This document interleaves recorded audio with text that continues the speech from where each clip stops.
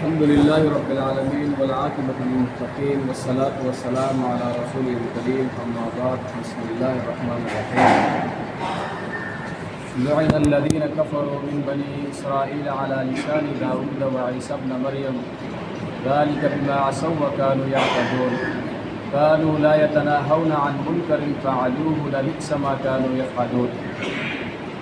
لعن الذين كفروا من بني إسرائيل لعنت کی گئی ہے بنی اسرائیل پر ان لوگوں میں جنہوں نے کفر کیا علی لسان داؤد و عیسی ابن مریم، داؤد علیہ السلام اور عیسیٰ علیہ السلام کی بزبانی ان پر لعنت فرمائی ہے۔ ذالک بما عصوا وکانوا یعتدون، یہ اس وجہ سے کہ یہ نافرمانی کرتے تھے اور حد سے آگے بڑھ گئے تھے۔ کانوا لا یتناہون عن منکر فعلوہ، اور یہ ایک دوسرے کو برے کاموں سے منع نہیں کرتے تھے، وہ خود ہی کرتے تھے۔ لبئس ما کانوا یفعلون، یہ ان کا بہت برا عمل تھا۔ اس آیات مبارکہ میں اللہ رب العزت یہ خبر دے رہا ہے کہ بنی اسرائیل کی نافرمانیوں اور اللہ کی مخلوق کے ساتھ زیادتیوں کے باعث ایک طویل عرصے سے داؤد علیہ السلام اور عیسیٰ علیہ السلام کی بزبانی لعنت فرمائی ہے ان لوگوں پر، اس وجہ سے کہ انہوں نے اللہ کی نافرمانیوں میں کوئی کسر نہیں چھوڑا اور حد سے آگے گزر گئے۔ یہ ایسے بدبخت قوم تھے کہ عبداللہ ابن عباس رضی اللہ عنہ بیان فرماتے ہیں کہ تورات، زبور، انجیل اور قرآن ان آسمانی کتابوں میں ان لوگوں پر لعنت فرمائی ہے۔ ان کا کام کیا تھا؟ انبیاء کا قتل کرنا، یا انبیاء کو قتل کرتے تھے، اللہ رب العزت کو چیلنج کرتے تھے کہ مجھے فلاں نشانی دکھاؤ ہم ایمان لائیں گے، طرح طرح کی باتیں کرتے تھے، اور برے کام ہر گناہ کو یہ اپنے لیے حلال سمجھتے تھے۔ ان کا سب سے بڑا گناہ یہ بھی تھا کہ یہ ایک دوسرے کو برے کاموں سے منع نہیں کرتے تھے۔ مزید اللہ رب العزت نے نکیر فرماتے ہوئے فرمایا ان کے لیے کہ لبئس ما کانوا یفعلون، یہ ان کا بہت برا عمل تھا، یہ ایک دوسرے کو برے کام سے منع نہیں کرتے تھے۔ کانوا لا یتناہون عن منکر فعلوہ، ان کے جو علماء تھے اور بزرگ اور نیک لوگ تھے وہ یہ سمجھتے تھے کہ جو لوگ برے کام کر رہے ہیں ان کو کرنے دو، یہ ان کا اپنا عمل ہے، ہم تو خود نیک ہے، ٹھیک ہے، ہمارا کیا ہے، ان کا اپنا عمل، ان کو اپنا گناہ ملے گا،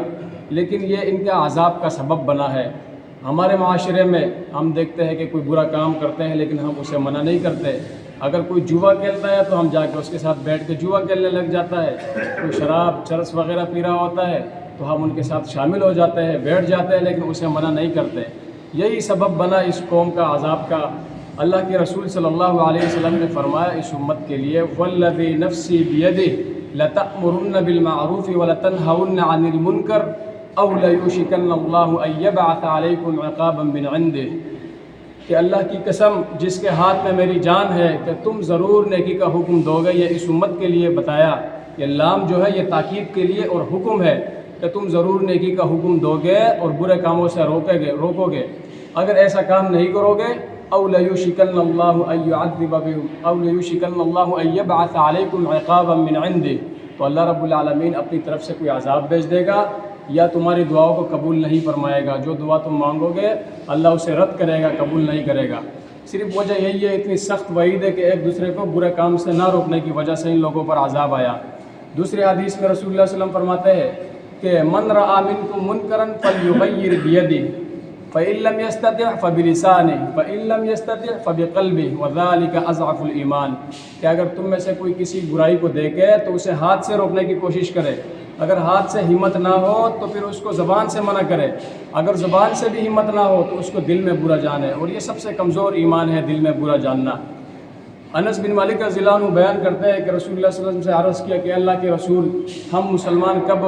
نیکی کا حکم اور برائی سے منع کرنا چھوڑیں گے؟ تو رسول اللہ صلی اللہ علیہ وسلم نے کہا کہ جب آپ لوگوں کے اندر پچھلے قوموں والی صفات آ جائیں گے، ان کے بھی یہی صفات تھے کہ برے کاموں سے روکتے نہیں تھے، برے کاموں سے منع نہیں کرتے تھے، تو یہ امت جو ہے بہت بہترین امت ہے۔ اللہ نے ان کو بہترین امت کہا، کنتم خیر امت اخرجت للناس وتأمرون بالمعروف وتنہون عن المنکر، یہ امت اس لیے نکالی ہے اللہ نے بنایا کہ ایک دوسرے کو تم لوگوں کو نیکیوں کو حکم دو گے اور برے کاموں سے ایک دوسروں کو روکو گے۔ امام ابو داؤد نے ایک روایت نقل کی ہے، فرمایا کہ اگر کوئی شخص برا کام کر رہا ہو اور وہ شخص اسے منع کرے لیکن اس کے باوجود وہ بندہ باز نہ آ جائے اس کام سے، تو گویا وہ ایسا ہے کہ وہ شخص وہاں موجود ہی نہیں تھا جو منع کرنے والا ہے، اس کے اوپر کوئی گناہ نہیں ہوگا، اس نے اپنی حد مکمل کر دی، اسے منع کر دی، اس کے باوجود اس بندے نے وہ کام کر دی، تو ایسا ہے کہ وہ بندہ وہاں موجود ہی نہیں تھا، اور دوسرا بندہ وہاں موجود نہیں ہے لیکن اس برے عمل کو وہ اچھا سمجھتے ہیں کہ یہ ٹھیک ہے، لیکن وہ ایسا ہے جیسا وہ اس عمل میں ملوث ہے، وہ اس گناہ میں اس کے ساتھ شامل ہے۔ تو محترم بھائیوں، خیال رکھنا چاہیے، ایک دوسرے کو برے کاموں سے منع کرنا چاہیے۔ اللہ رب العزت سے دعا ہے کہ اللہ میں توفیق دے۔ اقول قولی ھذا استغفر اللہ لی ولکم ولسائر المسلمین۔